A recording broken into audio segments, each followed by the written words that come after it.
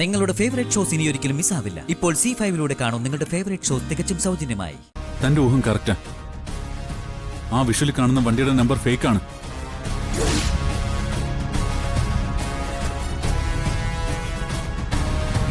അപ്പോ ഒന്നുകൂടി ഉറപ്പിക്കാം, മനഃപൂർവ്വം പ്ലാൻ ചെയ്ത് നടത്തിയ ആക്സിഡന്റ് ആയിരുന്നു ഇതെന്ന്. ആ സ്ത്രീ ആരാന്ന് പറഞ്ഞ? ആദ്യം വന്നപ്പോ ഒരു പേര് പറഞ്ഞിരുന്നു, പക്ഷെ ഇപ്പോ അതെനിക്ക് ഓർമ്മയില്ല.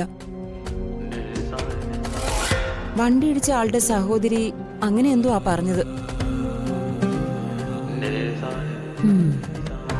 വണ്ടി ഇടിച്ച ആളുടെ സഹോദരി, അവളാള് കൊള്ളാലോ.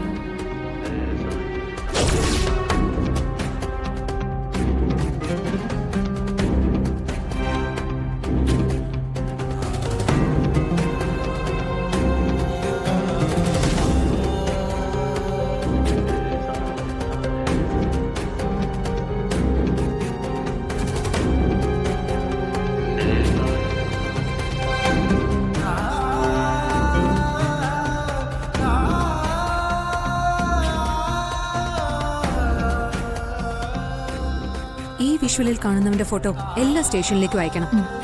ആരെങ്കിലും തിരിച്ചറിഞ്ഞാ അത് വെച്ച് നമുക്ക് അവനെ കണ്ടുപിടിക്കണം. പിന്നെ വണ്ടി നമ്പർ RTO ഓഫീസിൽ തിരക്കണം. ശരി മാഡം. ഓക്കെ.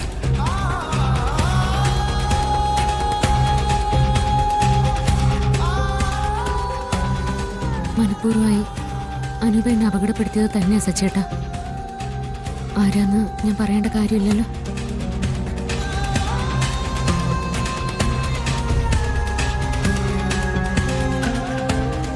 പോലീസ് എന്തായാലും അവരുടെ രീതിക്ക് അന്വേഷിക്കട്ടെ. എങ്കിലും ആ ACPയോട് ഇതേക്കുറിച്ചൊന്ന് പറയുന്നത് നല്ലതാണെന്ന് തോന്നുന്നു. എങ്കിലും ഏട്ടത്തി ഇത്ര ദുഷ്ടയായി പോയല്ലോ. ഇതൊന്നും തിരിച്ചറിയാനാവാതെ ഇത്രയും നാളും അവരെ അമ്മയുടെ സ്ഥാനത്ത് കൊണ്ടു നടന്നതിനുള്ള ശിക്ഷയാവും ഇതല്ല. നമ്മൾ കാണുന്ന മനുഷ്യരല്ല സച്ചേട്ടാ ചുറ്റിലുള്ളത്. ബന്ധങ്ങൾ നിലനിർത്തുകയും പിരിക്കുകയും ചെയ്യാൻ കഴിവുള്ള ഒന്നാണ് സമ്പത്ത്. പണത്തിനും സമ്പത്തിനും വേണ്ടി പ്രതീക്ഷിക്കാത്ത ആളുകളുടെ മനസ്സ് വരെ മാറിയെന്ന് വരും. ഇത്രയൊക്കെ ചെയ്ത് കൂട്ടണമെങ്കിൽ ഏടത്തേക്ക് പണത്തിനോട് എത്രമാത്രം ആർത്തി ഉണ്ടാവുമെന്ന് ആലോചിച്ച് നോക്ക്. അച്ഛനെയും നന്ദേട്ടനെ ഓർത്ത് മാത്രം ഞാൻ ഇപ്പോഴും ഒന്നും മിണ്ടാതെ നിൽക്കുന്നേ.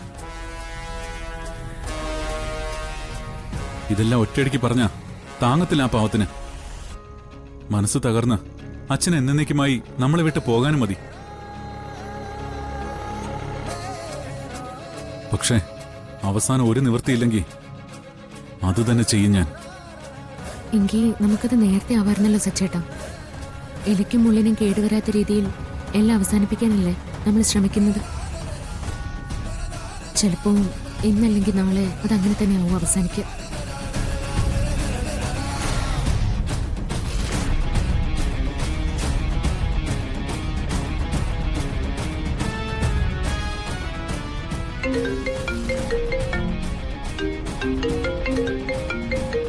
പ്രഭാത. ഹലോ പ്രഭാത്. ആണോ? Okay, thanks Prabhat. Thank you very much. തന്റെ ഊഹം കറക്റ്റാ. ആ വിഷ്വലിൽ കാണുന്ന വണ്ടിയുടെ നമ്പർ ഫേക്ക് ആണ്.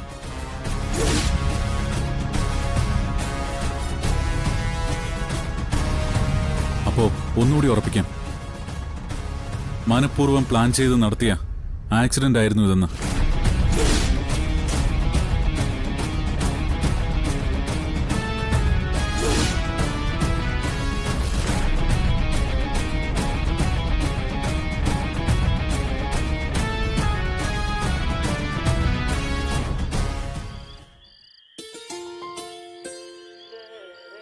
നേരിട്ട് വരാനുള്ള ബുദ്ധിമുട്ട് കാരണമാണ് ഫോണിൽ കൂടി പറയുന്നത്. ഫോണിൽ പറഞ്ഞു എന്ന് കരുതി വിവാഹത്തിന് വരാതിരിക്കരുത്. ഓ സന്തോഷം. ശരി ശരി, അപ്പൊ ഗുഡ് നൈറ്റ്.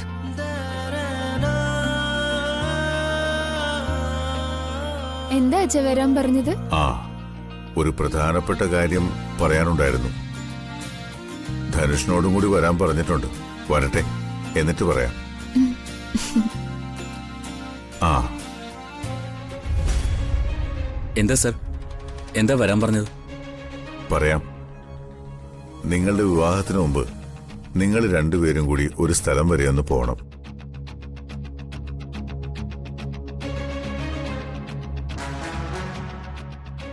അത് മറ്റെങ്ങുമല്ല, ഇവളുടെ അമ്മയുടെ വീടിനടുത്തായി ഒരു കുടുംബക്ഷേത്രം ഉണ്ടായിരുന്നു.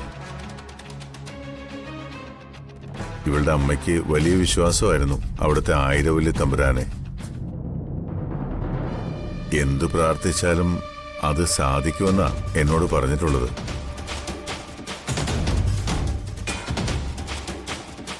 അവളുടെ മരണശേഷം ഞാനും അങ്ങോട്ട് പോകാതെ കുറച്ച് നാളുകൾ വരെ അവിടെ വിളക്ക് കൊളുത്തിരുന്നില്ല.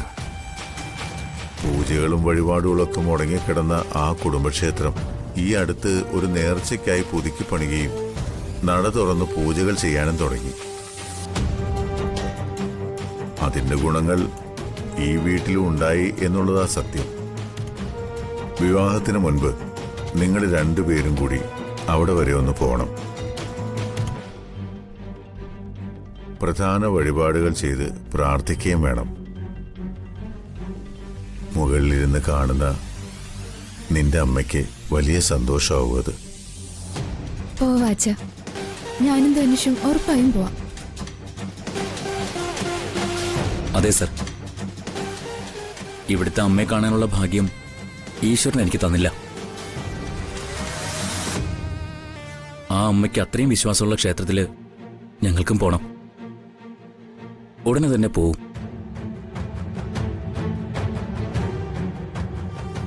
എന്റെ അഭിപ്രായത്തിൽ സാറും കൂടി വരണമെന്നാ.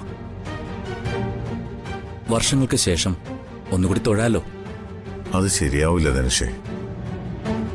ഞാൻ വർഷങ്ങൾക്ക് ശേഷം ആ മണ്ണിൽ കാലുകുത്തുമ്പോൾ ഓർമ്മിക്കാൻ ഇഷ്ടപ്പെടാത്ത പലതും എന്നെ ഓർമ്മപ്പെടുത്തിയെന്ന് വരും. ഞാൻ ഒറ്റയ്ക്ക് വീണ്ടും ചെന്ന് അതൊരു ദുരിതമായി മാറാതെ ഞങ്ങൾ ഒന്നിച്ചു പോയ ആ നല്ല ഓർമ്മകൾ എന്നിൽ എന്നും ഉണ്ടാകുന്നതാ എനിക്കിഷ്ടം. അനുഭവത്തേക്കാൾ ഭംഗി പലപ്പോഴും ഓർമ്മകൾ കാണല്ലോ.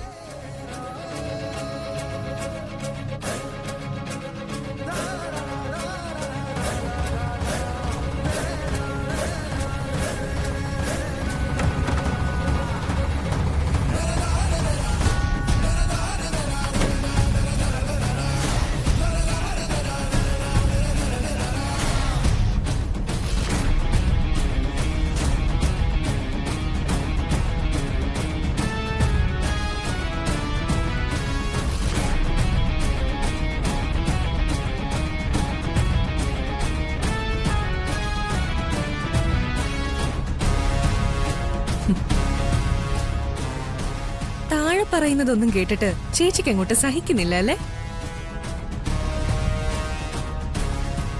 ധനുഷും സ്നേഹയും കുടുംബക്ഷേത്രത്തിൽ പോയി തൊഴുന്നത് പോയിട്ട് ഇവിടുന്ന് ഒരുമിച്ച് അതിനു വേണ്ടി ഇറങ്ങുക പോലുമില്ല. അതിന് ചേച്ചി സമ്മതിക്കില്ല എന്ന് എനിക്കറിയാം. ഡൗൺലോഡ് ചെയ്യൂ C5 ആപ്പ്. കാണൂ എല്ലാ എപ്പിസോഡുകളും സൗജന്യമായി.